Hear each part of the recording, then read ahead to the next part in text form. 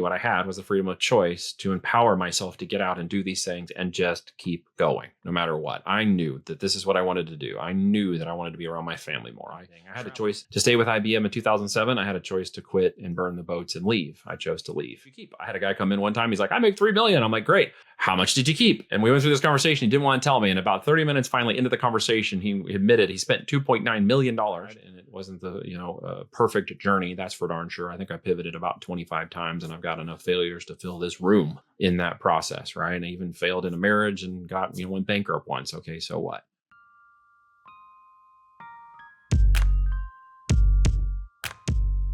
Welcome to Dream Start Own. I am your host, Edgar the Connector, and today we have a special guest, Neil Twa. He's one of the first guests I have from outside the community of Owners Club and Pace Morby's Sub 2 group. So it's going to be exciting to just break out of the norm and meet Mr. Neil Twa and his entrepreneur that he's going on. Thank you for being here. Well, thank you for having me. I appreciate it. And I'm honored to be the first guest outside of your group. That's pretty cool. Appreciate you. Thank you so much. A little nervous, but we'll make it happen. Make it happen. Be uncomfortable to grow, right? Yeah, absolutely. Change is important. Exactly. So you're a founder of the company called Voltage, and yes, you helped launch thousands of private label brands on Amazon FBA. Yeah. It's been a fun ride. It's about 12 years now. Focused on that particular activity of building and growing, discovering and scaling and launching, even exiting those businesses. And now we're in acquisition mode too. So we're actually acquiring them as well. Oh, fantastic. Yeah. So private label, what does that mean for the general audience? In essence, we build a product that is for us within our trademark, within our intellectual property that we have manufactured and then shipped into the United States or through the United States, depending upon where it's manufactured, but it becomes our product. So consider it like a Nike or something, right? Or Toyota. We build brands, right? As opposed to like retail arbitration or shop your way to wealth or wholesale or those kinds of models, which I would have done a long time ago, but would say more like side hustle hobby businesses. Whereas we're building real brands with P&Ls and fundamentals of business, 3 to 5 years, and then the intrinsic value of that brand becomes a saleable asset. Okay, fantastic. So better to do your own brand, and then you can control a lot of more of the pricing and your margins than picking up somebody's brand. That's right. I control the market, the pricing, the growth, the elasticity of supply and demand, the movement of the market, whether it goes up or down. We can control that pricing and variable in the marketplace. And of course, creating something with that kind of value means that it is an asset for us. As opposed to just flipping somebody else's product, we create that brand with multiple products within it, and that valuation of the product in the marketplace as well as the company increases pretty dramatically. Wow, that's incredible. Yeah. And then quality control as well, I assume. Yeah, all of that, right? Yeah. Yeah. So Neil's, your companies have generated over $100 million in sales, and you recently published a book called Almost Automated Income with FBA. Is that right? Yeah, it's basically, the strategy guide. I think some of it we'll cover today, probably, in terms of the steps required from, what the heck do I sell, which is the biggest question so many people have, right? Who do I sell it to? How do I make money? How do I keep profits? What are the pros and cons of the market? That's kind of covered in that book. It's really a strategy to making sure you understand the business so that you might do it when you're on the side. Like I have people who do W-2 jobs and that kind of stuff. I have entrepreneurs who are running other verticals of business, but we can show you kind of how to take this and start it up in a way where it doesn't dominate that component. But the end game is that you want to do this full time later on due to the amount of automation, growth, and the scalability of it without the necessary cost of scale that so many other businesses have. Excellent. And for some of the listeners, I think the first 10 people that use the code, I'll put the description below, get a copy of his book. Yeah. First 10 people can get a free copy. Absolutely. Thank you for that. Thank you for your team for that. Appreciate it so much. So if we've wondered what it really takes to launch a profitable online store, you're going to help us open our eyes with that, right? Let's dig in a little bit, right? So really, at the end of the day, again, the component of a business like this comes down to ensuring the profitability on one hand, while providing a great product to the market that wants it, it's in demand, and they crave that product from you. one of the things we don't do is try to invent products. I've done that in the past. I invented myself all the way into bankruptcy. So that's not recommended, right? I've flipped products for profit. I even ran an organization with 12 employees and 20,000 square foot of warehouse up to 8 figures. And we shut all that down because there was just too much people, too much overhead, too much cost. And, net profit was much lower than the brands we're building and the way that we've done it, and continue to grow it out. I call it my crime of opportunity, which is I tell my kids is one of those learning lessons. You fail forward and you don't necessarily repeat those things. And so when people want to do those kinds of things, I'm telling you, man, be careful. You'll just trade more time for money, right? What we found was there's a better way to do it through brand building. And if I leverage the first sales channel, Amazon FBA, I get to put my products in front of like 200 million people who are doing nothing but buying products in 30 seconds or less. That's the whole reason they're there. You may have got your microphone you mentioned was newer, which sounds awesome, or other products in your house that came from Amazon. And we use that infrastructure to have our products delivered to folks like you who order them through Amazon. With that, I don't have to touch the product. It gets delivered by the guys that show up at your house, or they pick up the returns or whatever. So that creates systems of automation, right? Allowing me to reduce time on those areas so that I can focus my areas towards what the heck do I sell. So in terms of the product, I think one of the first things a lot of people have is a misnomer, maybe a myth or whatever, is there's no good products to sell. The saturation is a problem. I heard friends that tried to sell on Amazon and didn't make it work. Amazon takes all your money. Amazon will steal your products, and so on and so on and so forth, right? And there is a bit of truth to each of those things, but the truth always has a gray area, a little asterisk behind it, right? Because of why that person's perception or what they're doing, or ultimately maybe why they're trying to sell some other thing, like, oh, don't do Amazon, but come over here and buy my Facebook ads marketing course, right? Because they're telling you, something for a reason of conflict. Don't buy into all of that, right? The truth is a physical products business needs multiple sales channels no matter what. You sell a product to the market, you want to put it in front of as many people as you can. So don't hate, the player, hate the game, or hate the game, don't hate the player, I think is the saying. Because Amazon's just a player in that game, right? It's one channel of sales. And it's the one I like to take new people to, because usually it is a trouble finding a product to sell or to make sure that people will see it so you can actually make it sell, right? Like getting eyeballs on the offer. And with Amazon literally moving 6,000 units a minute on average, that's a lot of product, right? They're moving $700 billion a year in product. And they're also 49% of all the US market share for e-com sites. So there's a huge market share there. So when I get people not to focus on the delivery aspects, the mechanical components of this, it's to focus on the business, the person, and the avatar, and answering the question, what the heck do I sell? This is a lot easier, dude, because we have a lot of data behind us now. And so when I teach people to do this, I'm like, no, don't sell that, sell this. And they're like, why? It's like, well, here's the experience. Here is the profitability of that particular product, something we call our green light process. And this product has higher demand than this one over here. And it may not look like that, but let me show you the nuances, because it literally comes out in the data. So a lot of decision making from the product isn't what do I feel about the product, right? It is what the market is demanding from a product. And can I give the market one of those products, right? And if I can give them one of the products and they love it, well, guess what? They might buy more of it from me. And if I give them that product, they'll probably want this one because they got connected to the brand. You're the same way, man. We all are, right? To some degree, if I say all, Apple iPhone users are fanboys and all Android people suck, people out here are going to get pissed off, right? You see them fighting in the comments about that stuff all the time, right? If I'm like, well, the Yankees are great and the Atlanta Braves suck, people are going to get pissed off, right? Because we have brand-driven affinity to who we are. So we're going to build a brand, right? But we're going to make sure that we find a product that is profitable in the data first.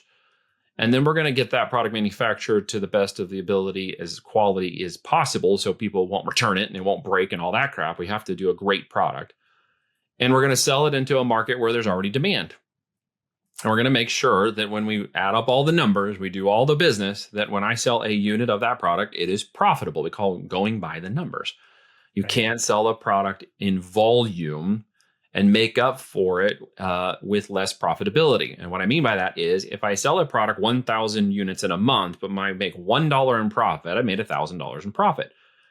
So the volume vanity metric of all the hopium guru YouTubers out here is, well, sell 2,000 next month, sell more volume. And it's like, well, you sold 2,000 units, but if you still have $1 in profit, were you actually profitable?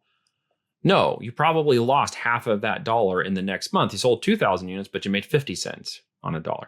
That's not really sexy. I would rather sell 1,000 units with $10 in profit or $20 in profit or $150 in profit, wouldn't you?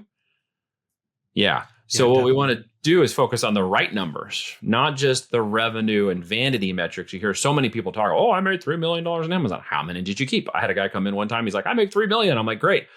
How much did you keep? And we went through this conversation. He didn't want to tell me. And about 30 minutes finally into the conversation, he admitted he spent $2.9 million on that. In a $3 million revenue, he grossed 100,000 before taxes. Wow. Right. A So lot he of probably work. made around 60 grand. So that's a lot of work and a lot of volume for a little bit of profitability. And that's one of the myths that gets, fallen into this model. So and you hear it online a lot, right? People are like, they suck all my money and Amazon takes my fees. Maybe you guys have heard that. Maybe you haven't. I'm telling you now, you go check on it. You're going to find out real quick, right? People hate on it. Why? Because they choose products that aren't profitable. Now they think they're profitable because, hey, Neil, it has $4 in profit. That's got profit in it. Absolutely, man. But after your cost and other things based on what's called net profit, like what falls out the bottom, not the gross profit, you'll suddenly find you've got other costs to stack on top of that $4 that you didn't consider. And you might actually be making closer to $2.50 profit per, right? And the problem with that becomes you now feel the need to make up for the lack of profit by pushing more volume. And instead of pushing more products out into the market, you try to push more volume on one product. And that's where most people fail. So we will have to launch 5 products to figure out which one or two of them literally rise to the top. Now we need to make sure that every product has more than $10 in profit per unit. Why? I need to pay myself. I want a business to grow. I want more marketing. I don't want to be skimming off the bottom, right? So in a brand, we don't marry our products. Okay. There are plenty of products in the market to go borrow from a demand perspective. You still with me so far? I know I'm moving really fast through this. So you Oh, can slow no. me down and like put a time out on me and ask questions, right? I've gone through a little bit of FBA. I actually started way back by myself. I would go to, my wife loves going to Marshalls and TJ Maxx, and I would go and look at things like, hey, this looks in the price, and I would check the Yeah. price, and then I would sell it on Amazon. I Yeah. thought about Okay. making a business way before I even knew it was a big thing. Yeah. And then Well, we but you did. should have stuck it out a little bit. Maybe Mhm. not. Maybe you're doing something better now. I don't know. But I stuck it out because I got hooked. It was like a little dime crack bag. It's like, man, the first time that first one came in, I'm like, oh my gosh, I can make money doing this. This is crazy. Like our first product was a flipping product as well. And we thought we'd arbitrage some product. And we found this protein drink comes in a big container, like a 2-pound thing or whatever. And it was the dry protein veggie smoothie thing. You got like 50 years worth of vegetables in like one scoop, right? Remember those Oh, things? wow. They still Yeah. sell them in like green. Yeah, yeah. So we get on the website for the vendor and there's like a 40% off coupon. And we're like, oh, check that out. There's like 40% off here. And we looked over at Amazon and we're like, hey, we can jump on that listing and we can sell that product at their retail price point and with a 40% margin. So we go in and there, he checked the cart and my partner comes back and he goes, I kept adding it up until there was finally 200. Apparently that's the whole inventory. So I bought all 200. So Wow. we took that product, we flipped it to Amazon and we had like a $6,000 in profit and we did it in about 24 hours. Like as soon as it went live on their listing, which like, and off we went and we're like, oh, we're hooked. So we go back to buy from that vendor. You know what they did? They stopped the sale of it. The vice president of marketing calls my partner, is like, why are you buying so much of our product? You can't possibly eat that much product in 5,000 years. Why are you doing that? He's like, well, I mean, I'm selling it on your listing on Amazon. And the lady, I swear to goodness, goes, you can't do that. And he's like, well, no, actually I can't. She's like, no, you will never buy from us again. And he goes, what? He goes like, just give me a wholesale deal. Give me a vendor deal. Give me something like, to do. I made you money. You had a 40% coupon. We bought your entire inventory. What are you yelling about? And she's like, no, you can't do this. You can't do that. We're selling on Amazon. You can't sell on Amazon. So, but we were hooked, right? And that was a really dumb decision for that vice president of marketing for that company because we were selling the crap out of their product.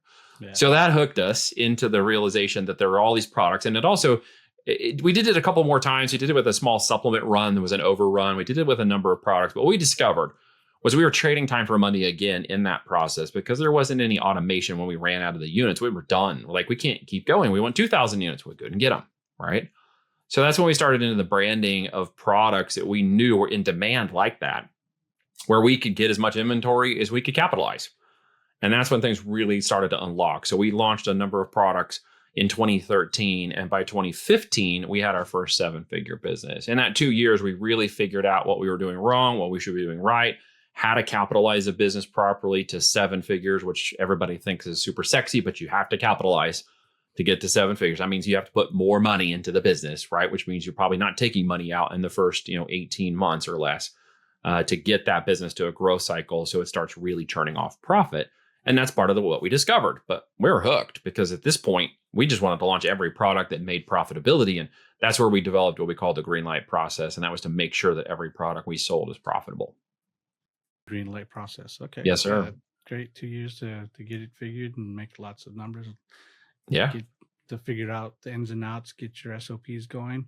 And pretty much got it optimized. Yeah. And I think it's very simple by terms now, very complicated at that time. So we had worked to try to systematize and simplify that process through technology and use. And now we've kind of caught up. AI has really helped us in the last 4 years with time compression and simplifying processes that take less people and can be automated in different ways. But at the end of the day, it's a conditioning aspect of all of those people listening right now to look at their lives and say, what was something I bought in the last 90 days that I could sell and even brand? And what you're going to find out is there's an abundance of products.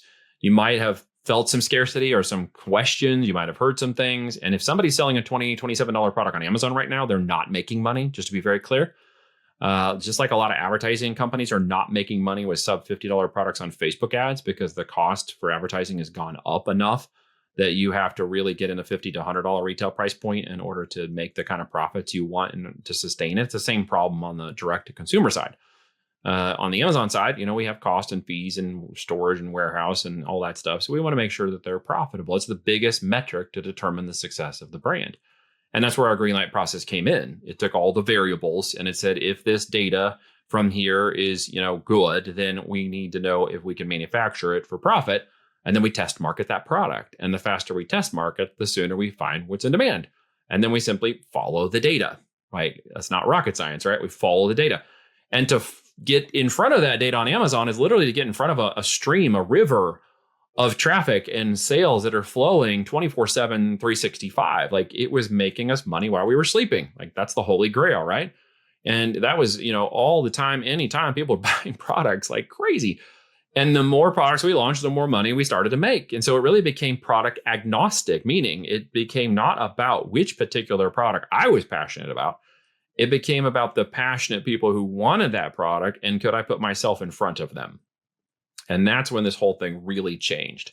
And that's why we've been able to build and grow now over 12 brands that we control personally, another 12 that we work with client direct relationships on.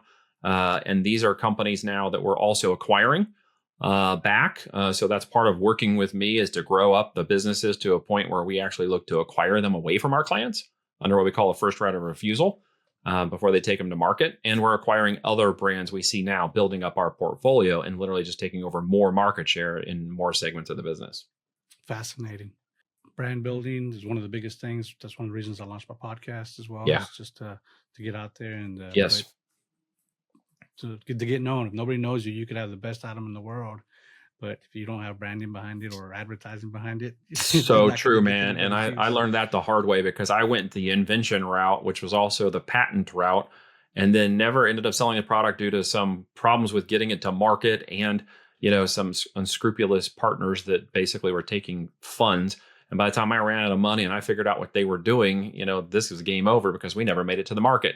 So we have this amazing product with patents that you still don't see in the marketplace. I see some competitors with variations that made it all the way to like Home Depot and Lowe's and stuff, but you don't see our product because it's literally setting shelved and ended up going bankrupt to learn that lesson. So I would highly recommend anybody listening to this. Innovation is the key. There are millions of product innovations. Like you might have a crock pot, right? Or grandma had a crock pot when you were growing up. I know mine did. And so what's an innovation to the crock pot? Right. Pressure cooker. Was it the Instapot now? Instapot. Yeah, bro. You're totally on it. Right. So Instapot was just like not your grandma's crock pot. That was just an innovation that made $1 billion company. Right. So what's the next company in line? It's Ninja, who's making air fryers. Yeah. Right. The air fryer was just an innovation against the Instapot with a smaller cook on the counter type of device. And they've been actually crushing it. So, innovation gives you all kinds of simple ideas to go to market to build, a Pepsi against a Coke that's already there, to build a Burger King against an existing McDonald's. There are a lot of those examples in the physical product world, more than I can even count. We've identified in our product pipeline what we want to launch for the next 1,000 products, because all of the data, the AI systems we use compile down now tell us these are the 1,000 products that are highest profitability in demand right now that we need to launch in our brands. So we literally just are picking them off and just going right down the line, and we're test launching the products. Another myth is that people need to order 5,000 units of a product to market. I don't know if you ever did that, but that is very bad. Do not do that. That is a terrible waste of money before you validate the market. You'll get into this product so far. There's the sunk cost fallacy, in which you will basically marry the product, love the product, and have to do anything possible to get that product in the market. And you'll fail doing it, right? The one-hit wonder products come along in your brand pipeline. As an example, Apple. Like, do you know what its highest selling, highest volume, highest profit product actually is? No. It's the AirPods.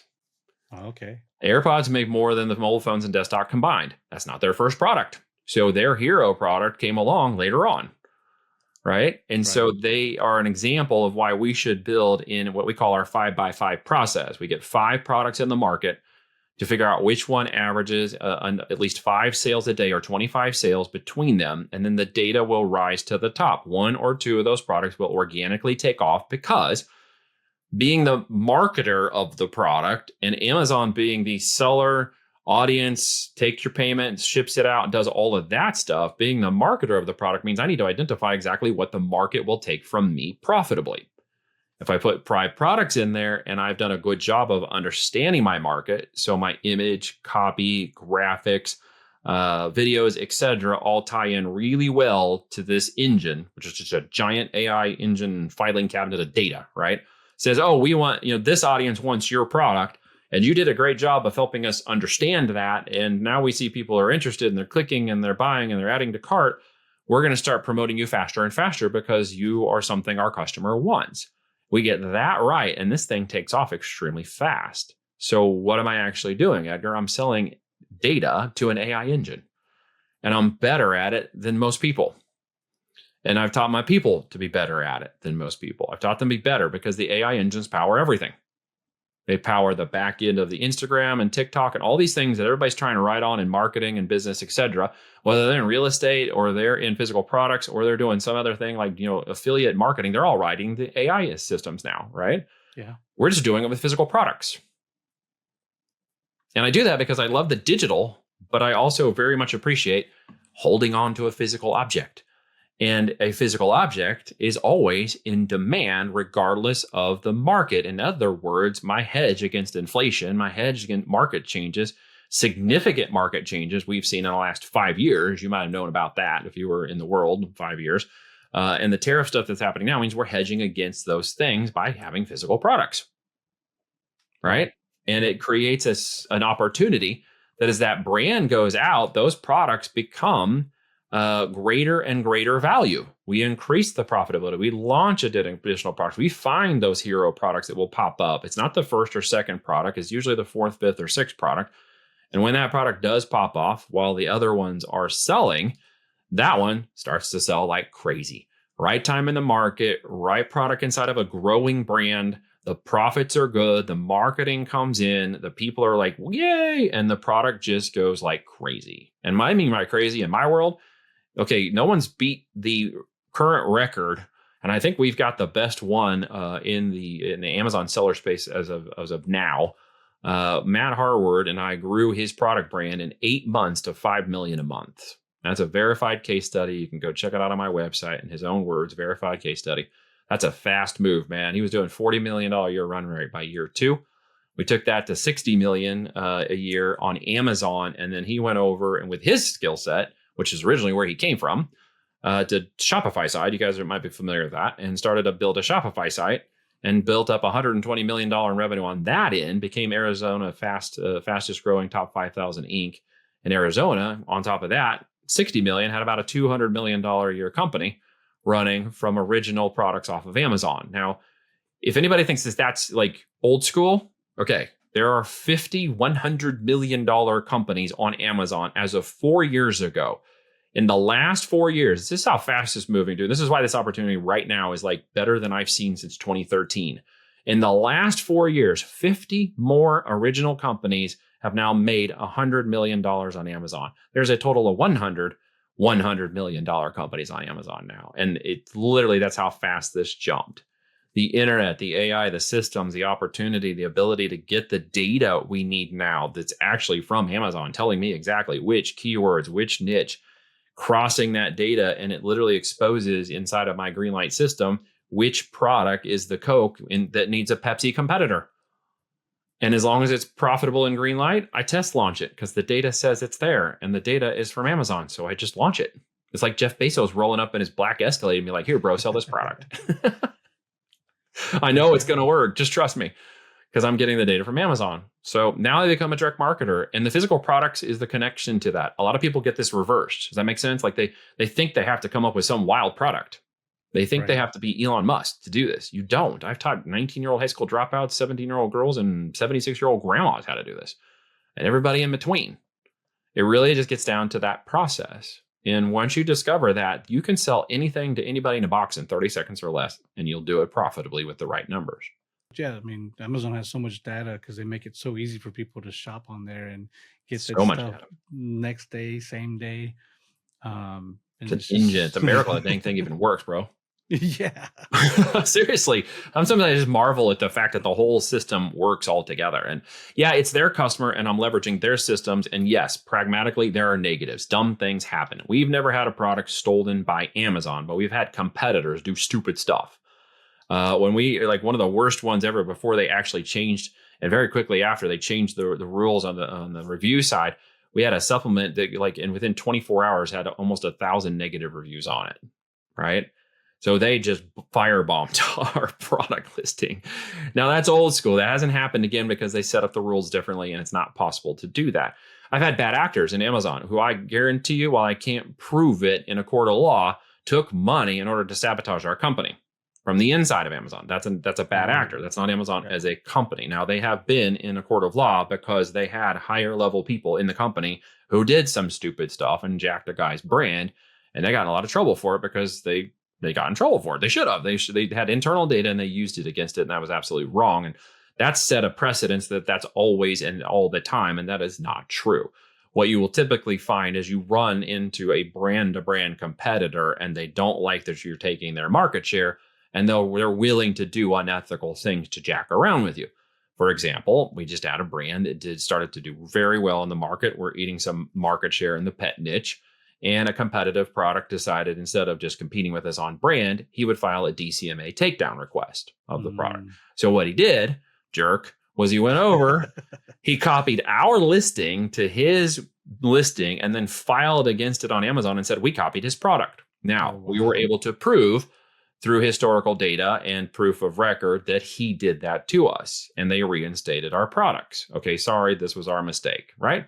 The jerk did it again last week, right? So now it's tortoise interference. So I'm saying this was a bad move, dude. If you're listening to this, that was a really stupid thing to do.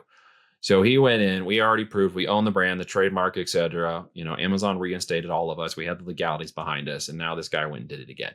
So those kinds of things are things in business that happen, right? And that still hurts you because they take your listing off for a couple. Now I got to come back online. He threw us into Amazon's seller support hell, and now we have to prove that it's our product again, but we already proved it once before. Now we got to get legal involved to get this fixed and get the lawyers on the case. And I don't really like to do that because anybody wins at $500 an hour with lawyers, but we have to do it to defend our brand and get that product back in the marketplace. But now he's pissed us off. So he just decided to come piss in my pool.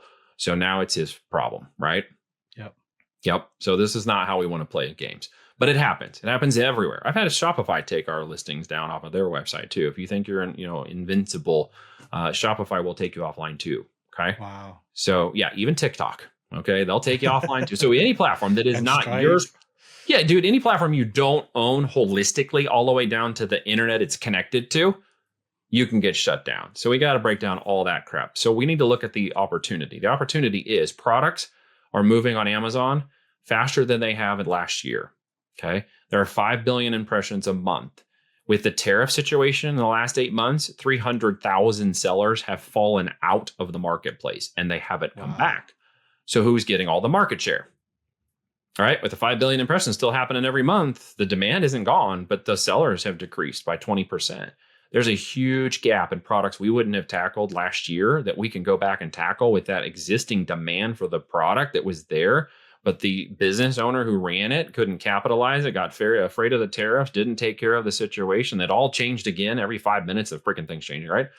And then they were unable to get the product back in time, right? So many of them just quit. That's bad business. They didn't set up their business right from the very beginning. So they floundered in the market and they did knee-jerk reactions and they dealt with problems incorrectly and they fell out of the market very fast. And the other thing about it is the side hustle hobby thing, this thing I started on, the thing you were mentioning, Amazon's terminating that at every chance it gets. They don't want you doing that on this platform anymore. They want to be seen as a branded platform producing high quality products in demand for their clients. They don't want to be seen as a Walmart or an eBay, low cost garage selling place, right? They want to be seen as the product brand online. And so they're kicking all those people off the platform. The gatings and ungating crap, the wholesale, the arbitrage, the product flipping, the jumping on listings, those days were 5+ years ago. Now they're just terminating accounts, right? Yep. You're done. And they will hold your money if you have any money. And guess what? You broke the terms of service, so you're out of luck. Really, I had a friend who did this and he was running the business and he's like turning around 20, 30,000 a month. They caught him. And they held the 30,000 because he violated the terms of service and there wasn't anything he'd do. He got a lawyer involved. They're like, dude, you broke the platform rules. It's setting right here. You don't get the money back. Well, he's pissed at them, but he broke the rules. Right. So we play ball in a private label way because it is the right way in not only the fundamentals of the business from profit and loss to growth, capitalization, upside potential with selling the business, but it's also playing by the rules in the platform because if you do, you win. You can have businesses that take off extremely fast. In 3-5 years, we've had businesses go 10 to 20 million in sales a year. What does usually somebody need to take about funding wise to get started, something like that? So most people are talking, we call that the team effort: time, energy, attention, and money. Time, energy, attention, and money. That's the 4 components of any business, no matter what you do. If you're going to get in real estate, you got to have all of those things, right? You're going to go Shopify anywhere else. You're going to start up a small business, a digital marketing agency. You're going to have to put this in place. Amazon. Okay.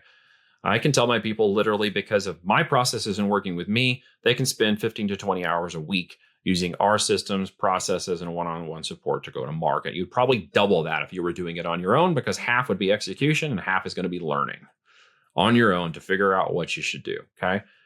To go to market, I typically have my people say in the first year, the first real 6 months, you need a minimum of 25K to compete in the market now. Okay. The market is more complex, which means the barrier of entry has got to be higher. And to sell the products that have the greatest profitability, okay, which by the way, on Amazon, the average order value is $69. So if I'm selling a $27 product, I'm not actually hitting their average order value. So I need to sell a product $50 to $100 in retail price point, okay, which means I'm going to have a little bit more capitalization. But here's how we get around that. When you go to that 25K to deploy into your business, you're deploying it in small tranches, small amounts. So you're going to deploy 2,000 to 3,000 per product test to find out if the market wants the 100 or 200 unit test from you. And that when you do that test, you can, number 1, sell the product. Sales fixes everything. Okay. Number 2, the product isn't broken. People don't hate it. They're not leaving negative reviews. And in 1 to 200 units, you're going to have enough statistical relevance to project forward up to 12 months how fast you can sell that through. Could you hit 4 inventory turns in a year, which is where we get the language cash on cash value. Okay. And how fast I'm going to be able to capitalize that beyond the 25, knowing that that sales market test will turn into profitability when I order 1,000 units. So if the market test says go and it projects right forward for 12 months and I see all these good things happening, I'm going to order 1,000 units and I'm going to go into a product launch. That is putting good money after good data. So what happens, Edgar, if the 100 or 200 units doesn't sell as fast? All right. Or doesn't sell at all? First, I'm going to optimize, right? Because I got the listings, the copy, and the graphics wrong. I might have missed the avatar altogether and they don't want to buy my product, right? I'm going to take those tweaks. I'm going to optimize those variables. And then I'm going to see if I can increase the sales. If the sales start to go great, then I simply just optimized what the art market wanted, my limit, my copy, my conversions. Great. I can now project that's going to work. Here's where people think it fails. They put up one listing and they go, it doesn't sell, the whole thing sucks. That is not how it really works. You optimize your growth. So part of your time and energy and attention are making sure you do the steps correctly to understand who you're selling to, so that when you put it online, people really understand the value of what it is they're buying. And now here's the fun part. Amazon is a demand capture platform. People didn't come there to browse unless it's like the 2 days before Prime and a week before the holidays, right? That's when everybody browses. The rest of the time, they're in full-on buying mode in like 30 seconds or less, bro. They're going after it all the time. So what does that mean? It means I need to get my image, copy, and language and understand how to translate that as a brand builder into demand capture language. In other words, I reinforce the buying decision they were already making before they got there. So when you, Edgar, went to go get your microphone, if you went to Amazon, I think you did probably, you already had a buying decision in mind. You may have heard another podcaster, you might have got a recommendation, you might have heard the brand, you might have asked AI, hey, what's the best, microphone for podcasters? And then you would have came up with the realization that it was the Shure BV7, 70 or whatever that version is. I'm not sure which one you have, but it's going to be like, well, that's the one. So you go to Amazon and you're like, okay, which one am I ordering? How fast can it get here? You've already made a lot of the buying decision. And today, AI with its shopping agents is going to do a lot of that for you, right? It's even going to help you order later. Would you like me to order this from your Amazon account? You're going to be like, yeah, thanks, great. And he'll go, oh, good, it'll be here in 2 days. Right? The whole thing is changing to speed at which this is accumulating. Okay. So what we see is a huge opportunity to deploy that. Now, 25K should turn probably into 100,000 in year one if your business is growing really well. Why? You're going to be putting back more and more capitalization to inventory based on what's selling so that you can feed the beast. In a physical product world, we feed the beast. Okay. And other places you do that too. If you're in digital marketing, you need more assets. If you're in real estate, you need more doors. If you're in e-commerce, you need more inventory. That is the speed by which the system turns into a juggernaut. Okay, hear me when I say this. Amazon, you can hit 5% of the market share that's available for your market in year one. You can hit 20% in year two and 40% in year three. It is a 3-year snowball to scale. Okay. If you plow back all that back into inventory in years 1 through 2, you will see scale in years 3 through 5. Okay. You have to be willing to do that. You have to have the capitalization to do that. And that is the opportunity cost. Can you do it smaller? Absolutely, you can. Of course, you can get into it smaller. You still need to follow the same process. And it's going to take you a little bit longer to get to that success than if you're going to deploy it a little bit quicker, especially when you get enough product in the market a little faster. You can then deduct more quickly which shape, size, variation, product type the market wants from you, and you ensure its profitability. You can do that. It'll just take you a little longer to figure it out. Amazing upswing potential. So if a employee, a W-2 worker has 40 hours that they're working on their regular job, Sure. how much time will it take them to focus on this part of the business? Yeah, so I've got literally doctors, lawyers, state reps, stay-at-home moms. I got W-2 guys high up in their corps or somewhere in between. I got pharmacists, right? They're dentists. They're doing all of these different things. So 15 to 20 hours a week is literally what it takes to learn and execute the steps of the playbook, right? Why? Because you don't have to go through and discover whether or not these things you should be doing and these things you should not. There's literally a checklist to go down the checklist. As you step through the checklist, I have coaches who are gone through that checklist 3, 4, 5 years ago who have already built companies, are successful with this process, who are now coaching you through the same steps they took. So they will work one-on-one with my people to ensure that this actually happens. So you can take less time, you can have one-on-one calls, and you can ensure that you're getting checked on the product, the brand, the type, the market, and everything before it goes out. And even when it goes out, how to optimize the marketing. And when that marketing is optimized, how to scale it. So I work with my people over 12 months to get to 100K in net profit. And I have a skin in the game deal. I put up 10 grand to ensure that they actually do that. So I have a very strict application process that if I'm putting 10K on the line, they're going to put some money on the line too. But in 12 months to 18 months, we're going to get a going concern that is a life-changing event in 3 to 5 years, because I'm going to hopefully be the life-changing event. When that business occurs, I want to buy it. I got a private equity group that's buying companies. We're operating those companies. And so I know where my pipeline is coming from when people build these companies. So if they win, we all win. So that's why I'm very strict about who gets involved. And I have a buy in to ensure that the tire kickers don't get involved. It's less than a franchise, it's less than buying a company, but it's enough to make sure that they have some skin in the game. So they will spend the next 2, 3 years building something that will literally, and has for a number of my people and myself doing this process, become a life changing opportunity. I own 55 acres in the country now. I homeschool my daughters, and my wife lives here, and they're out hanging out right now, and I get to be around them. And this is a lifestyle that this business model has allowed me to achieve. And I only work now with those who I choose to work with. And I'm a course, don't have a program, don't care about that shit. That's not really where I'm at. I want to see my true operators who will go the distance. So I'm very selective with who I work with. We do our brands, we do our acquisition. The operators that run my company, just to be very clear why I also do that beyond buying the companies when they build up, is I'm looking for the right operators. So I've put 300 people in here since 2019. It's pretty small. Okay. And out of that 300, I've been able to rise up 5 operators. And those 5 operators run my 12 to 24 brands. That's extraordinary that you're doing that and you're able to help out people that way and give people jobs and then have them be part of your company by them going through all the different processes. Yeah. They One become the thing that CEO operators of their own company. Yep. fantastic. What is your goal for the next 5 years with what you're building Yeah. and the people, the businesses, and your company in general? Well, I plan to have at least 50% of those 12 brands hit 5 million a year in revenues in 5 years, or a minimum 1 million in profit. I plan to have acquired 5 companies through our private equity group. One of them should be closing. We should get notice today from the closer in the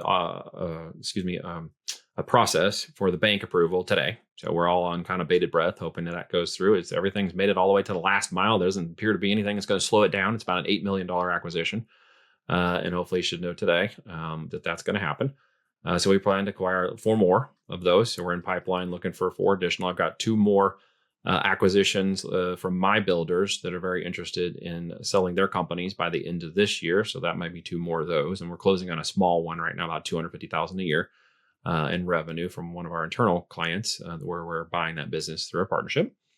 And then my goal is really to see how many veterans I can employ. So our private equity group is called Patriot Growth Capital.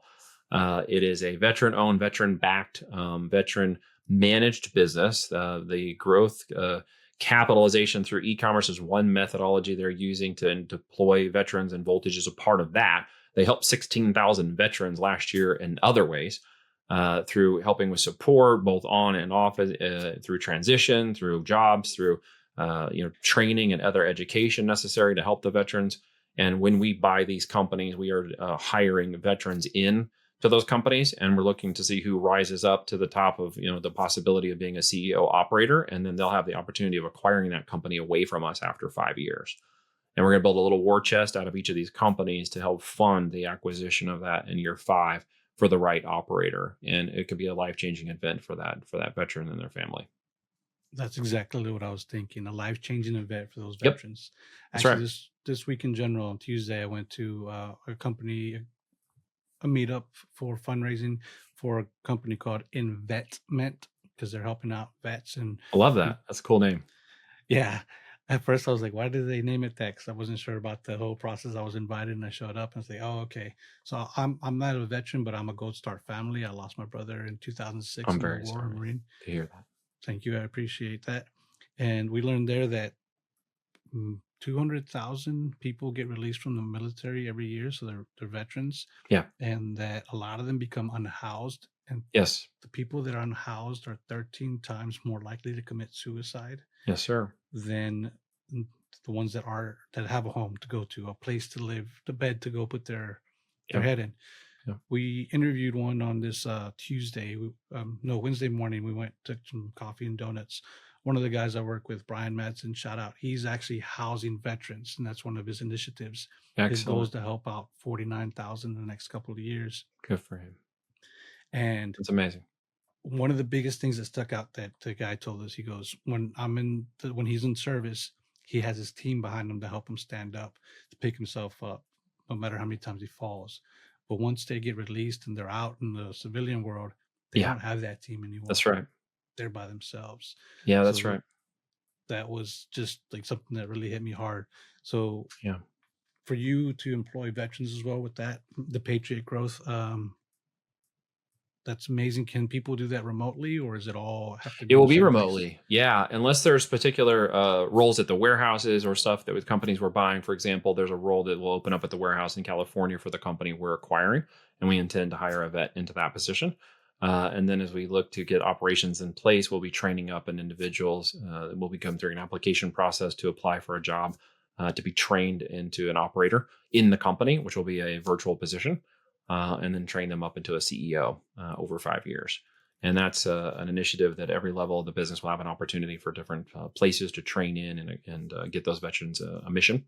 I have a number of friends from Navy SEALs to operators to one of my partners is a brigadier general. My father was a two-tour Vietnam vet on a destroyer in the Navy, in the U.S. Navy. I planned to go. I didn't have the honor of serving, but I wanted to be a fighter pilot. I dropped out of my plan for college was to go be a fighter pilot. So when I got to my 12th grade, I went and did the test to fit in the F-16E, and I couldn't fit. As it turns out, at 6'5", I have all my height from my waist up, and with the helmet on, couldn't close the canopy. So that was game Wow. over. And they're like, "Well, you can go work on them. You can go fly the transport planes. Get to try that out." And I'm like, "Dude, I wanted to go fast. I was into the air. That's like people want to be a firefighter. They want to go to NASA and be an astronaut. I was like, man, I want to be a fighter pilot. Like nothing else is going to succeed. That was it. And so I'm like, well, now what? So my fallback was to go to college because I didn't have the honor of doing that, and I didn't. That's what I wanted to do was that or nothing. And so I didn't have the honor, but I have a lot of friends and acquaintances and family who've served, and our friends, good friends of mine, Jonathan and Zach, who are both vets, run and operate that component of the company, and worked very closely with them over 2 years to get to the point where we are now. Kissing a lot of frogs to find the right companies that would support the profit side and potential to grow, so we can support the veterans as a part of that, and as a really cool initiative that I'm very focused on now. So as I look for operators and those who work, and as I do podcasts like this, just to be very clear with anybody who might still be listening to me, which I appreciate greatly, and hopefully for you, it's a good thing for your podcast to do this. But it is really just those who are serious, about building a company, about building a brand, about building an asset with us that in the future might turn into other project opportunities to do profit shares, to get invested in the lives of the veterans through that initiative, to build more companies, more brands, even acquire them. My people go for 3, 5, 7 years with us. Some of my people have been around for quite a long time because we invest a lot in keeping them for a long time. So I work with the right people. And that's what I'm here to do, is find that unicorn who's like, hey, I heard that guy. This is the moment. When they say the mentee is ready, the mentor will appear. And so I don't always expect everybody to feel as excited about this as I am on these calls, but I hope that one person who's listening to this really feels the value today and might reach out and have a conversation, and we'll see where it goes from there. Yeah, we don't have to change the world, but we can change one person's world. And I can help who I can, man. I wish I could help everybody, but I can't. And the truth is, that's why I don't do courses and programs, because if you're trying to scale at that level, you simply cannot provide the level of support that we provide. Constant 24/7 available communications, one-on-one calls, as much as they need a week for 12 months. We're highly available to the process of growing them into CEO operators in their own company, so they can become a force to reckon with. And it's a better way over a longer period of establishing it. So my 5-year goal is to get the next round of people into very successful businesses who can support the mission that Patriot Growth Capital has, and can support the mission of growing these companies and brands. very good vision. I look forward to it. Look forward to you succeeding in that, and especially helping out those veterans and even just the people. One part of the podcast, the Dream Start Own, you're going to help a lot of people with the own process, because Yes. so many people get the business started that ends up just being another job, and you Yes. having the system of procedures in place will help people with owning their time and being able to have their 50 acres and have their kids at homeschooling and spending more time with them instead of spending so much time on the business. Yeah, 100%, dude. I hear my kids coming in right now. So after this, I'm going to go hang out with them. And that's one of the blessings I get to have of my own time management. And truthfully, we all do, right? At the end of the day, we have certain choices. We have certain things we live by. In my time, I've come to realize, after being on my own for 18 years, there are 5 fundamental things that are very important to me. The 5 F's, and no, it's probably not the one you're thinking of. The first one is faith. If I have no faith, then I'm nothing at the end of the day. I tell my family and I tell my kids, Christ-centric first in everything they do, and the rest of it will work itself out. Family and friends, you've got to have those one way or another. I've had friends that were closer than family. And some people have family that are closer than friends. You need that support. You need that group. You really need those people, or you need to be that person for somebody else. Very, very important. Then it's finances, right? Finances empowers those first three to even happen, to be a part of anything you're doing, a lifestyle by design, or changes you want to make now or in 2 or 3 years to get away from doing the things you're doing now. Build a business maybe of your own and see that opportunity for your generation, for your next generation, for people you can support around you and your family or friends. And finances are required for that, which means we need to put them to work because you can't save your way to wealth. So at the end of the day, we've got to invest the dollars we have. We need to get them to working. We need to do it in the ways where we feel like we can make the most impact. And at the end of that is freedom. We all have the freedom. I have a choice to be here today. You have a choice to be here today. We all have a choice to do anything. I had a choice to stay with IBM in 2007. I had a choice to quit and burn the boats and leave. I chose to leave. I had that freedom. Out of it came consequences. It wasn't the easiest ride, and it wasn't the perfect journey. That's for darn sure. I think I pivoted about 25 times, and I've got enough failures to fill this room in that process, right? And I even failed in a marriage and went bankrupt once. Okay, so what? The end result is that when you know how to make money, you can make money in different ways. For me, I've discovered that in physical products, I know how to make money. And so I'm going to keep repeating that process until I get good with it. And the freedom to do that is why I choose to do it, as others choose to do what they do. You have a choice at the end of the day, no matter what anybody tells you. I had a choice to do, and I made choices that were sometimes hard. One of them, was leading up to the choices that went too far that ended up with the bankruptcy. And one of those was feeding my family and not paying for the car. And so one night they got the car at 10 o'clock and took it out of the garage. No more car. Okay. You have freedom, but you have choices. I think everybody forgets that. They forget they have that choice. You don't have to stay married. You don't have to stay at the job. You don't have to do anything. You have a freedom to choose it all. Of course, you have the consequences. You just have to weigh the risk against the reward. And I think a lot of us miss that. We feel like we have no choice. We feel like we have no freedom. And the truth is, we have all the freedom in the world. You mentioned leaving IBM in 2007. What made you? I mean, IBM is a huge company. Yes, sir. Back then, when they were making computers.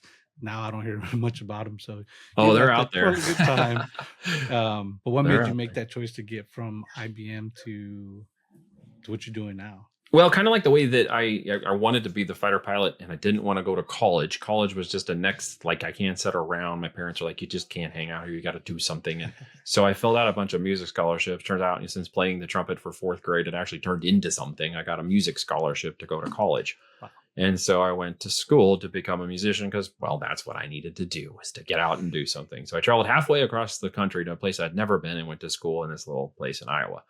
And what I learned about myself was I didn't really want to do that. And thankfully, by grace of God, the internet came online about 3 years into that. And I'm like, thank you. Something I can actually think about, but no one knew what to do. And so staying in college wasn't going to work because there was no academics. There was only learning.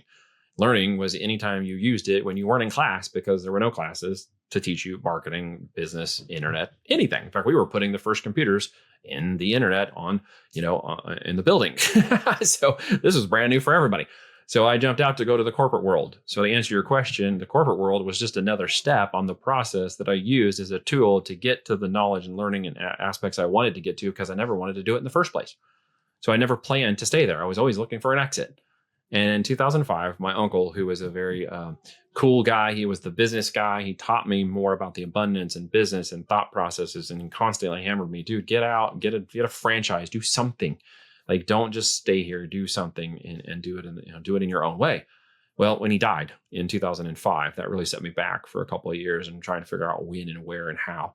And by the time I got to 2007, I'd met a wonderful lady and was getting remarried to somebody I knew was my, I'm going to say soulmate, if you will, and had experienced the negativity of a very bad relationship before that. And so when I saw all that happen, I knew so many things were changing and my mindset was changing. And I was thinking about, us getting married in 2007 in March and what that would be and all these things. And I decided that it was probably a great break at that point to not only marry her, of course, but to just, start something new together.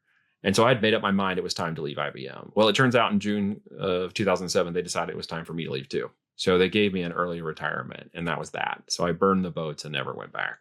So that was a bit of divine intervention. But the end result was that I knew that was the right moment. So I never looked back. And it was just kind of that moment. It wasn't the easiest year either, because we found out we were pregnant, which was super awesome. But my wife went on bed rest, and she was a RN, BSN by trade. And, between my severance and her income, we were doing okay to figure out the business startup. And then all of a sudden she's on bed rest and there's no income. So we went from, the high income dinks to now we're pregnant to, oh, now you don't have a job and neither do I. Oh, we have no income in our first year and we're pregnant. Yay. So I had my back against the wall a little bit to figure it out. And those first 2-3 years with babies and new life and everything was pretty challenging. I'll tell you what, it certainly wasn't the perfect time. In retrospect, there may have been better times to do it, but in the end, the perfect time literally is never going to happen. You just have to be willing to fail forward, figure it out, keep going, and simply don't look back. Don't look back on any idea that there's any guarantee. I thought you could stay with IBM for a long time and that might be guaranteed, but in actuality, it wasn't, was it? So there really wasn't any guarantee. What I had was the freedom of choice to empower myself to get out and do these things and just keep going no matter what. I knew that this is what I wanted to do. I knew that I wanted to be around my family more. I traveled 200 days in 2006 on an airplane. That sucks, man. I did not want to do that for the rest of my life, right? I didn't want to be separated from a family. I had a wife, I had a new baby. I'm like, no, I'm not giving this up. Like, this becomes my purpose now. And I fought for it for 18 years. Wow. 2007, huge changes, leaving IBM, Yeah, getting married, and having, you said kids, was it twins? First daughter. And then in the next 4 years, we had 3 more. So I had 4.5 kids under the age of 5, which was definitely a fun time, dude. It was a very fun time. It's good. And then failing forward. Failing forward through many different things. Yeah. We, things were going great. The business actually started to take off in a different way. I had a consulting thing, and from the consulting, because I needed to get more people on board, I had to do more business development. So I did more internet marketing and learned how to do that. And by 2008, I had 10 different, consultants working for me. But then by 2009, I discovered I was actually much better at the internet marketing thing than I was at the consulting side. So by 2010, I had no more consultants, and all I had was internet marketing and affiliate marketing, which I was doing very well on mobile devices of all things. And that did really well. I made a lot of money doing that. And the problem was I made enough money that I invested in a really great hopium idea that never went anywhere and ended up going bankrupt.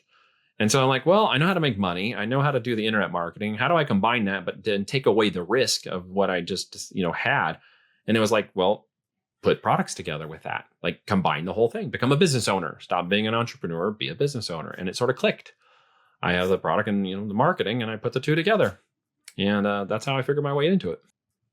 I love it. I love what you just said there. Stop being an entrepreneur and become a business owner. Yeah. Well, stop trying everything on with no expectation that you're going to, be with. That's flaky, right? Like, you're going to keep it going. Like, you start something, you keep going. Your challenge is to determine when the sunk cost fallacy kicks in. You've heard the sunk cost fallacy, right? That's the time, energy, attention, money at things you do until the point where you realize it's not serving you anymore. Now, the big difference is, and I was telling my 70-year-old daughter this morning, I said the difference between when you change that versus what you do next is the most critical decision that you will make next. And that is not to go from what didn't work that is no longer serving you and you need to change to something 180 degrees different.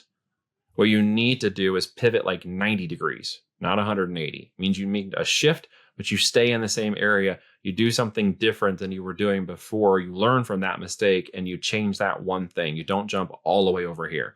I see this from a lot of amateur people in the entrepreneurial mindset, is they keep shifting 180 degrees from one end to the other, and they're wasting so much time, energy, and money trying to start something completely brand new outside of their expertise, outside of their known, outside of what they believe they're capable of doing, because they think they need to stop the major failure that was here and go way over here, when in actuality, they needed to make a 2-millimeter shift in what they were doing. Just a 2-millimeter shift, just tweak it a little bit. And that's all I did. I just tweaked it a little bit. I didn't get on my lane. I just tweaked my lane. I didn't go from here and go out and start, building airplanes. Right. Right. I went and made a small shift in what I was doing, which had a ripple effect, a huge impact. That's where that sunk cost fallacy kicks in. We think we have to go from here to here because, well, this was terrible. We were validated. It didn't work. The guarantees, the crap, this, that, this person, me, this, whatever. It's like, oh, no, I can't do that. So you decide to go completely off the reservation. And I see that ending up causing a lot of aspiring entrepreneurs to stay either entrepreneurial or fail back to a job, Mm. right?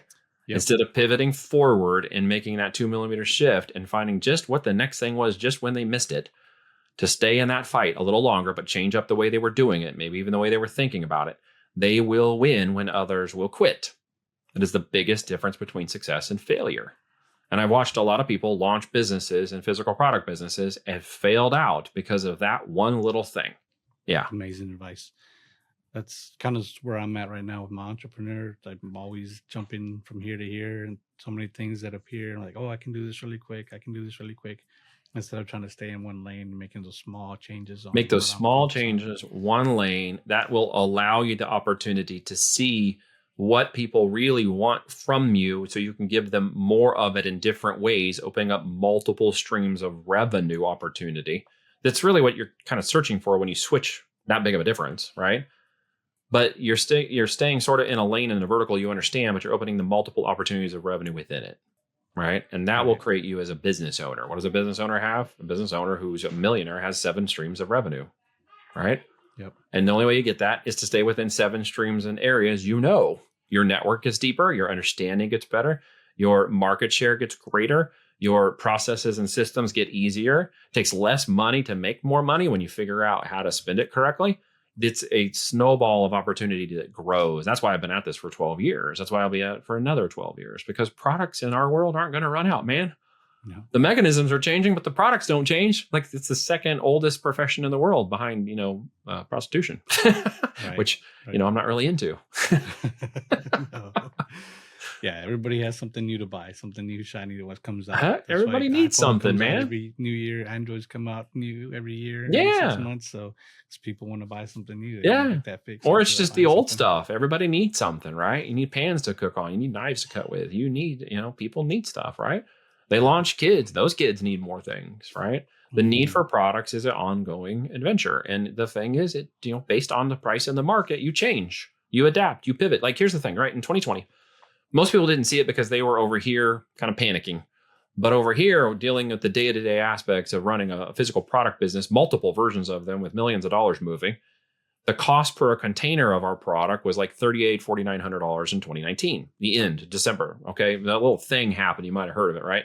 So Yeah, for 2020, in the first quarter, what happened was we got 10 years of growth in 3 months, right? Mm. Hyper growth situation.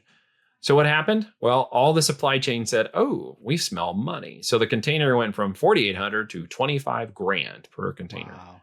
So that hypergrowth came with hypergrowth costs. Now, we were able to sustain it because we had war chest, we had product in motion, we had an opportunity to stretch capital out farther because we had that. So we were able to stay in the game when a lot of people fell out. But when you fast forward to the last 8 months, there's that big T word that everybody's freaking out about. And it's caused a lot of sellers to panic, but we're just looking at it going, there's opportunity again. There's huge opportunity when those people are panicking to get in the market and take off. And we're swimming towards the upstream and everybody else is trying to go the other direction, right? And so this is creating this huge opportunity that most don't see right now. And it will close in about 12 months when everybody else catches up with it. And that's why I think that, there hasn't been a greater time since 2013 to get into this. Excellent. So what kind of mindset does someone need to be able to succeed in this space? Yeah. Here's the thing, right? My best operators follow a particular profile. So I have what's called a DISC assessment profile. Maybe you've heard of it. The DISC quadrant profile, and it's out there. It's an international thing. It's not the INFG, I feel good kind of stuff, or what's my favorite color. This is the, aptitude test for business. And based on whether you're an employee or non-employee, if you're an entrepreneur or whatever, those who take this usually end up helping me understand what kind of operator skill sets they have, whether they're higher in the dominant, they have more of an influencer's, attitude about things and a dream and a big picture kind of thing, or whether or not they're more stable and conscientious in terms of operations and stuff like that. So if anybody hasn't ever looked at the DISC profile, go check it out.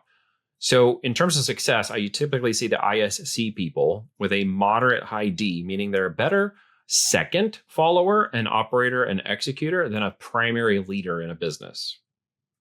Okay, they make a great COO. They don't make a great CEO. Now, they'll typically be my strongest. They have and mimic CEO capabilities, which is required for the vision. But once I give them the strategy, once I give them the overarching plan, and then show them how to execute it. That's where they're the best. So I have engineers and process people who do well with this. I have people who understand business tracks to success, like dentists who know that I got to go through this certification, train this stuff, and here's my practice. Here's the best practices for each of these things, right? So when people understand and they have that simple attitude and aptitude, then they typically become my more successful operators because they understand there's a process by which you become successful. There isn't an idea and a big picture vision that you randomly bump into, and that's what a high DI will think. Okay. Then the more ISC people will go, oh, I'll get there in a process. Why? Because that's how I became successful in what I'm doing now. Whether I became a successful W-2 employee who's grown up in my corporate track, or an entrepreneur or another business owner who's growing successfully through those processes, is because they understand there's a track and a step and a process by which they're able to get that done. And through that step and process and track, they will typically understand there's a playbook of activities they have to go through. And when they go through those activities, that's when they have their success with what I'm doing. So when I have them come and apply, I have them take a DISC assessment. And I'm going to find out who it is. And they will typically be problem solvers. They don't see problem as putting a brick on a wall in an imaginary wall where they're building mountains out of molehills. They will say, oh, get that out of my way, man. I'm going to solve that problem. I'll get that done. I'm going to get it done until it's done. They're tenacious. They're perseverant. They go through and they solve problems, right? And in some instances, if asked a big picture question, here's a problem we need to go solve, and it may create other problems, there's opportunity in that, and they'll see the way to go figure it out. They won't just look at it and go, oh, that's overwhelming. I don't even know where to start. They'll just dig in their heels and go after it. Those are my most successful operators. And they tend to get to a place where whatever we taught them, trained them, and ingrained and discipled into them, they start to adapt it, learn it, and do it in their own way out of their own success and take full ownership of that success. And then I don't hear from them as much. 2 or 3 months will go by and they'll pop up and they'll be like, hey, I have a question. I'll be like, sure, what's up? Because they're out doing it. Right. So again, is that clarifying to you, or did I say too much? No, yeah, you got it. It's fantastic. I think everybody should take time and do the DISC assessment to figure out what's going to really fulfill their purpose and what they are going to like. Because if you're doing something you don't like doing, you're going to hate it. You're going to do less of it, and you're going to get distracted. Yeah, if you don't find any fun in it, if you don't find any joy in it, I find the fun in the hunt of the products. I find the fun in figuring out what makes the people buy the product, because why are they passionate? What do they love about that? When that sort of starts to unclick and it starts to do what it does in the AI systems and the marketing kicks in and it starts to grow, that becomes boring. That's when the operators are like, hey, we're going to dial this in. We're going to tweak this. I'm like, great. That's killer. Yeah, that's amazing. I'll take your status call every week and then we'll make sure we're continuing to do more of that. For me, I'm like, okay, what's the next brand? What's the next product? Where's the next tweak? Where's the next thing? Because that's just me. So we fit that well into that groove. And that's where I actually met my partner 12 years ago. He's like that. He's an operational guy. He's a CFO, CEO guy. Does very well at that. Likes his processes, likes his spreadsheets, likes the way he does his things in order. For me, that feels extremely constrictive at times. For him, it's order out of chaos, right? For me, I'm in change. Let's break something. If I break something or change something, we'll figure out how to do it better. For him, it's like, you're blowing my mind up. Knock it off. Like, cut that out. But we're at two different halves of the brain. So we make one person. And, my wife and I have been married for 18 years and she's that. So she and him can get together and like, and I get together and it's like, there's this weird lot of conflict at times because we're such different people, right? We think very differently about a lot of things. And that's what that compromise, comes into. I understand things they don't. They understand things I don't. I'm the guy that jumps off of the bridge. They're the ones that have learned to put the backpack on and jump off with me and figure out how to build the parachute on the way down. They've learned that they can expand themselves through that process. And I've learned at times to hold myself back in that process because I listen to them like, you're right. I gotta slow down. I got to figure this out. Thank you for bringing it to my attention. I appreciate it. There's a good sounding board. We need that in our lives, right? And I've been that person for a lot of people in our client group. And so is my partner, because they don't always have somebody in their life to balance that out. They don't always have a spouse like mine who's literally been so supportive at every step. Honey, we'll figure it out. You got this. Do whatever you need. I'll handle the kids. Like, just get it done. I trust you. No worries. Like, that's been my life with my wife. And that is like a God-given sin. I don't have to fight her with anything we're doing in my world or business or whatever. She's my ally. She's my, she is a ride or die. I can fight the rest of the world because of her. And I don't have the conflict from her with that. And I know that ends up happening. And I had a marriage that was like that. And I know that it can be very difficult to service that. So sometimes we end up being that person for other people. to help them have that wall and that sounding group. And it really is true that you yoke yourself to the 5 people that are most successful in the area that you want to be successful in. Mm. That's what I've done. And over time, I have found those people. And with that, I am more successful because of them. I'm not the smartest guy in the room anymore. And I have very smart people around me that do very smart things all the time, right? And that's so cool to just let them go and let them do their thing, right? And I just do whatever's possible to knock barriers down.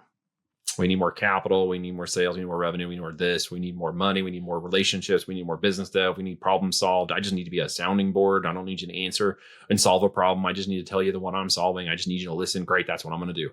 Like, it's just my job to go out there and be the battering ram and to give them anything they need to get it done. Shout out to Mrs. Twa. She is amazing, man. She's a godsend. I don't know how to do life without her. Honestly, she's been an ally, and I see that conflict in so many people, spending money and doing this and we can't afford that or whatever. I mean, she's like, the car's being towed out of the garage. She's like, upset, and she cried. Of course, she has emotions. She's conscientious, but she's just like, you know what? We're going to figure this out. Yeah, all in the first year of marriage. Well, that didn't happen in the first year. The kids happened in the first year. In about the 7th, 8th year of marriage, we went bankrupt through that process. But yeah, she was still in the same. She's like, you know what? We're going to be just fine. You're going to figure it out. I trust you. I'm going to let it go. We're just going to get it done. And that's the way it's been. And anytime I ended up having to risk some money more to get going, put the first products on credit cards, figured it out. She's like, you'll get it done. You'll figure it out. You're a hard worker. You'll get it done. And that's, that encouragement without struggle has been something that has been very good for my mindset, to have her as a sounding board. We take 4-mile walks every day, literally together. And we have that 4-mile, hour and 15-minute walk every day together to just talk and be together before the kids take on life and other things go. And we head different directions for a good part of the day. We have that time together. And I would encourage anybody that if anxiety and concerns and depression is a part of your life, go take a walk. Activity will reduce those anxieties and depressions and concerns. A lot of clarity will come from physical activity. It's extremely important you do that. And if you're not doing that, then you're not releasing the right chemicals. You're not in the right coping mechanisms. You're not getting rid of the things that could be causing your mind's issue. You're being too stagnant, right? Too sedentary. And activity can remove a lot of that.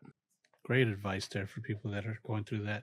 Take the time, movement to get them the blood flowing. They're out of the norm. And yeah, thanks for get that. moving. Do something. And then going back to your teamwork is not having somebody in your team that does what you do, that is kind of almost your opposite, to be able to grow and scale and move forward and progress so much faster. Yeah, because we're not so much alike that nothing gets done. Exactly. Right? I do the things I need to do because I know they need to be done, and I know that he can't do them. And he does the things that he needs to do because he likes to have them done. And I don't really want to know every detail about it. I trust him. At this point, everything's implicit. Everything's open. We make certain decisions. If he needs me to make a certain decision he's not comfortable with, then he brings it to me. And I'm just like, this is what we're doing. Right? Positive or negative, this is what we're doing. If it's not exactly the right decision, we'll pivot past it whenever the time comes. And we've learned to grow in that. And it's been a positive and negative experience. He's like my work wife now, and love him to death, love his wife and kids. And in fact, his son, who we trained from the age of 16, who is now 26, 27 years old, he runs our entire operations division. He has been trained since 16 to learn the business, do the business, operate the business. And he actually runs our operations team now. Amazing. Shout out to your partner. Yeah. You've given so much advice here to people. I appreciate that so much. One more word of advice that you would give to somebody that's starting, just to get started in being their own business owner, what would you say to that? I would say your opportunity begins at the end of your excuses. Opportunity begins at the end of your excuses. If you're afraid to fail, you're not going to find out whether or not you failed until you try. And if you try, then if it doesn't go right, that's not a failure. That's a learning mechanism. Use it to pivot and adapt your experience. When that experience comes, you'll know the better things to do. And that's the gap between that and wisdom. You don't just jump to wisdom. If you're going to get started, get started. Don't expect guarantees. There is no guarantee. Don't expect anyone is going to do the work for you. That's a huge mistake a lot of people do. Well, I'll just hire somebody who knows how to do that. No, you need to know enough about it to be dangerous before you can hire somebody that should be doing the right work. And there's a mistake a lot of amateurs make. So any excuse you're making to get going is just an excuse of either fear of failure or a fear of success. And guess what, dude? Most of the time it's a fear of success because the success requires change. Failure is a comfortable place that I can step on and say, yep, I failed. I didn't do so great. Look what happened. This guy did this to me. I bought that course. I took this thing. I asked this mentor. It didn't work out. And look what happened. They, didn't do it to me. You'll commiserate because failure is easier to commiserate and doesn't have as much accountability as success. Success requires accountability. It requires growth. It requires change. It requires more capital for what's working. It requires new risk levels that get you out of your comfort zone. So a lot of people are actually afraid of success. And that's why you got to get out of your excuses, because when success comes, when you figure it out, you will do anything necessary legally, ethically, and morally to make it grow. You learn so much more failing forward than you do trying to learn. You'll fail. Beforehand. Yeah. Fail. Just expect it. Yeah. It is expected that you're going to fail parts of the process. The only complete failure is your lack of continuation when you reach the first obstacles. Neil, this has been incredibly eye-opening. Thank you for breaking it down the way that's both strategic and practical.